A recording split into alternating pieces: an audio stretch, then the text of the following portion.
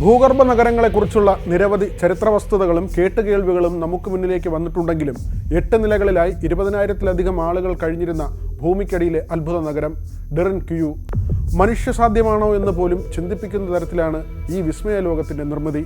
1963-ൽ തുർക്കി Cappadocian പ്രവിശ്യയിലെ ഒരു താമസക്കാരൻ തൻ്റെ വീട് പുതുക്കിപ്പണിയുന്നതിനിടെ പരിസരത്ത് അസ്വാഭാവികമായി ഒരു തുരപ്പ് കണ്ടെത്തി.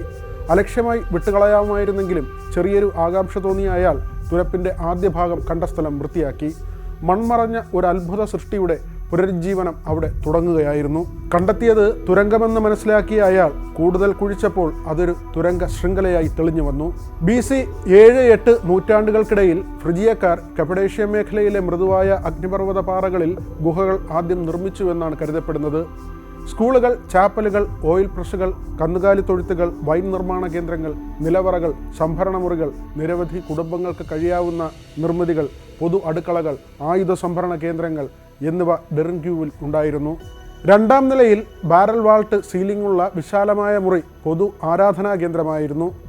അറബ് ബൈസന്റൈൻ യുദ്ധങ്ങളിൽ അറബ് രാജ്യങ്ങളിൽ നിന്നുള്ള സംരക്ഷണത്തിനായാണ് ഡെറിൻക്യൂ നഗരം നിർമ്മിച്ചത്.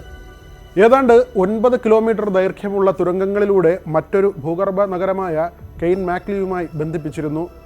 ഡെറിൻക്യൂവിലെ ഭൂഗർഭ നഗരം വലിയ ഉരുളൻ കല്ല് വാതിലുകൾ ഉപയോഗിച്ച് അകത്തുനിന്ന് അടയ്ക്കാൻ കഴിയുന്ന തരത്തിലുള്ളവയാണ്. ശത്രു കുടുങ്ങിയാൽ കുന്തങ്ങൾ പ്രയോഗിച്ച് വകവരുത്തും. അതുകൊണ്ട് തന്നെ തുരങ്കങ്ങളിലെ യുദ്ധങ്ങൾക്ക് ശത്രുക്കൾ അധികം മുതിർന്നിരുന്നില്ല.